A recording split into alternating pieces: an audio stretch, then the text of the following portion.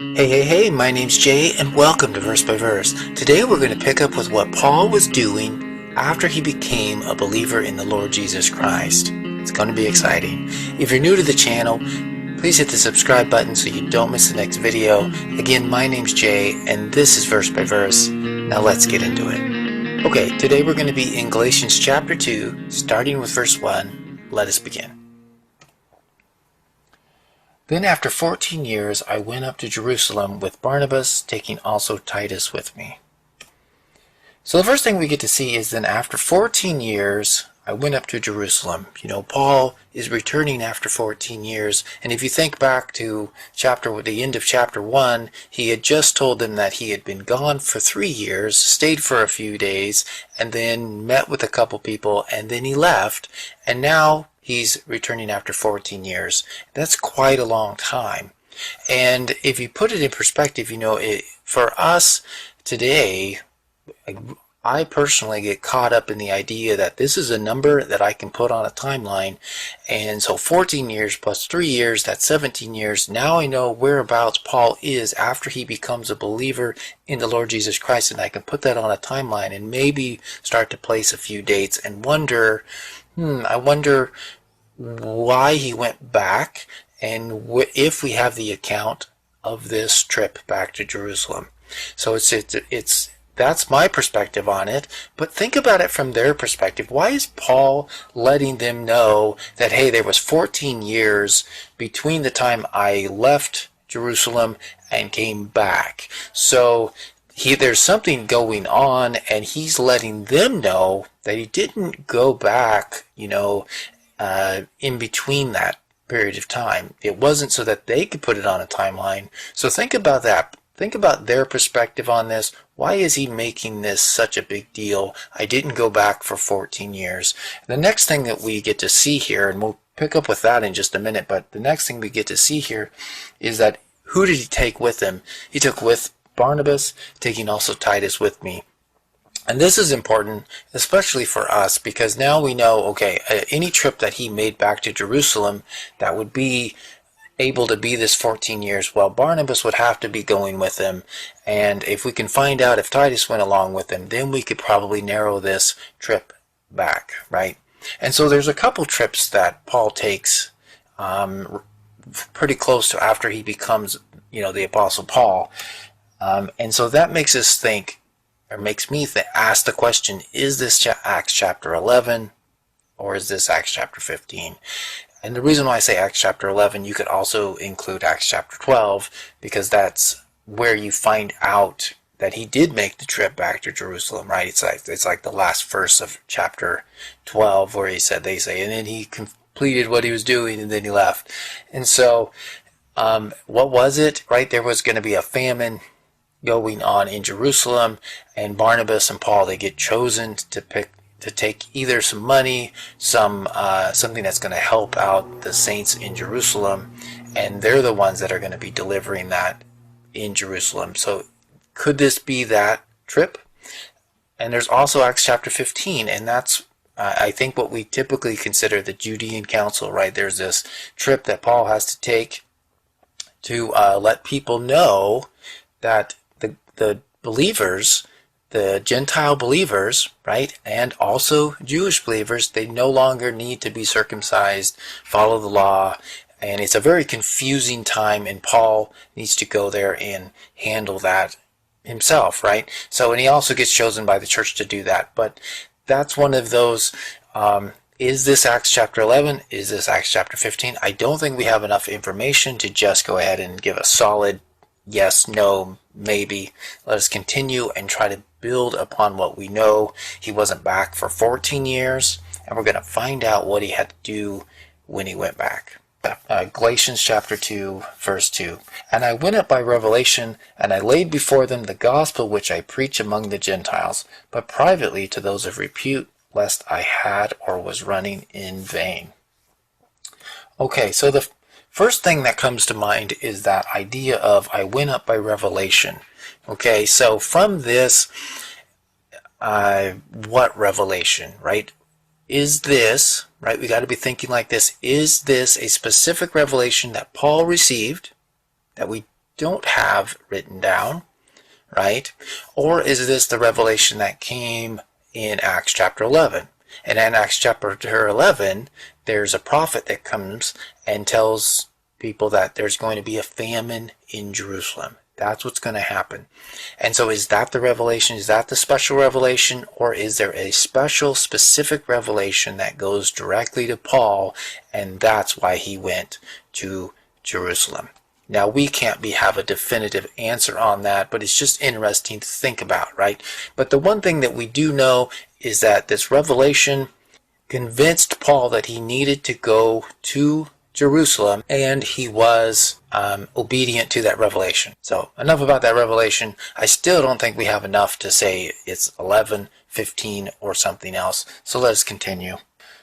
Okay, the second thing we get to see is, and I laid before them the gospel which I preach among the Gentiles. This idea of I laid before them, it's not something that I usually say in my everyday language, but really it's trying to convey they laid, placed, or he set forth, right? And he put before them, he brought it to them, he let them know what he's been preaching, okay, and what he's been teaching to the Gentiles. Now, that's interesting, right? That little idea there, because in Acts chapter 15, right, that would be an idea for it to be that particular trip, because what does he do when he goes there?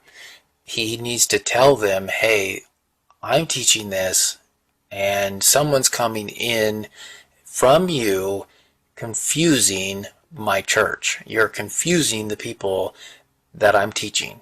So we need to have a talk about that. So that's kind of what's going on, and that makes a good connection between this and Acts chapter 15. I want to read this same verse in another translation, and this is the New King James Version, and I think this makes a lot of sense. And I went up by revelation and communicated to them that gospel which I preach among the Gentiles, but privately to those who were of reputation, lest by any means I might run or had run in vain. This is important. I really just focus in on that idea of communicated. That's what he went there to do. Communicate his gospel to the church in Jerusalem. That's what we need to take away from that, is that he made this trip after 14 years to communicate the message that he received from God. That's what he went to do. And it's interesting that he had to go and communicate this because it seems God didn't communicate it any other way. He didn't communicate it, by vision, by anything else.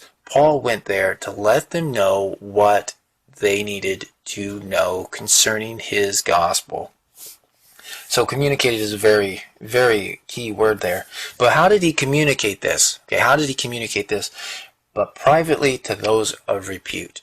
That's what he did. He went to those who, have a reputation in the church in Judea or in Jerusalem, and he let them know privately. I think that's a really good idea, and we can learn from that. That if you need to talk to somebody in your church, or you need to talk to somebody, sometimes it's not a good idea to just do it out in the open. Sometimes it's like, hey, can I have a moment with you?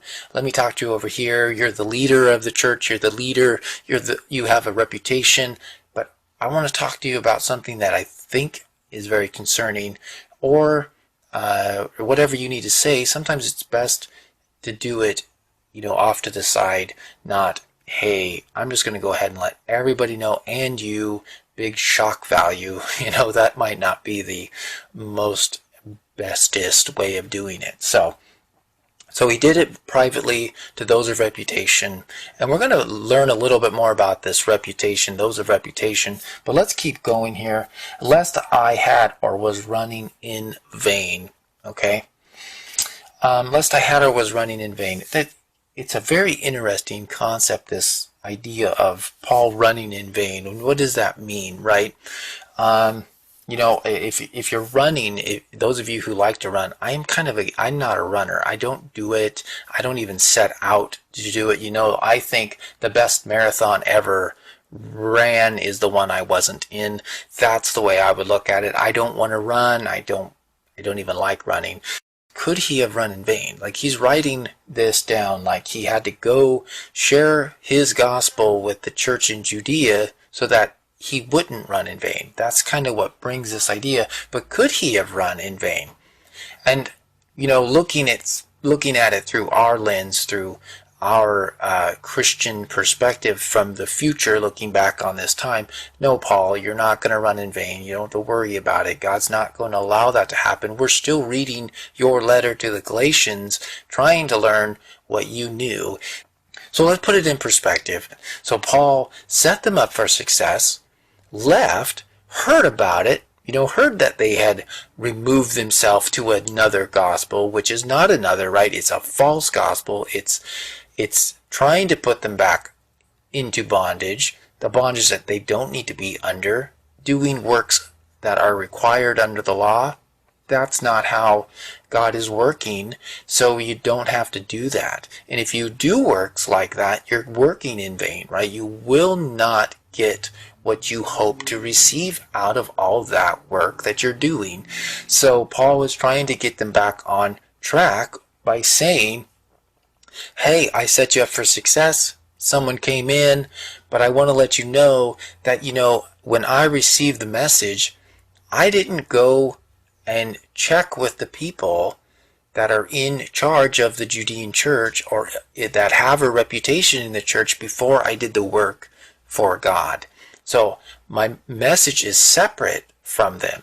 It's really important that we understand that he didn't go back to Jerusalem and get his message or bounce it off of them. He just hit the ground running and started working for God. So he's making the point, hey, I was gone for this long, I was gone for another chunk of time, and I was doing the work for God. And when I did go back, I had to communicate what God had given me, because they were not aware of the message. Maybe they had heard about it, maybe they knew some things, but they were not aware of all that it held. For a recap, it is this. After 14 years, Paul goes to Jerusalem with Barnabas and Titus, right? And Paul went up by revelation and told those of repute the message he preached so that he might not run in vain. And the question is this: what was the Judean church teaching, and was it different than the Apostle Paul's teaching?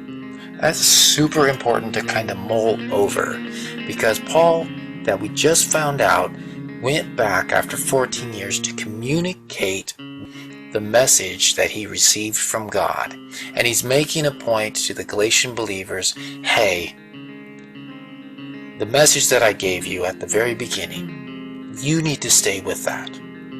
It's the only way that God is working with mankind. So you need to keep to grace. You need to have faith in the Lord Jesus Christ, because that is the only way we're going to be saved. Was Paul teaching something different in the Judean church? Absolutely. He was absolutely teaching something different. The reason? Because God started working with mankind on the basis of grace. And it's a confusing time because the law used to be active, but it got completed when Christ died upon the cross, taking away the sins of the world.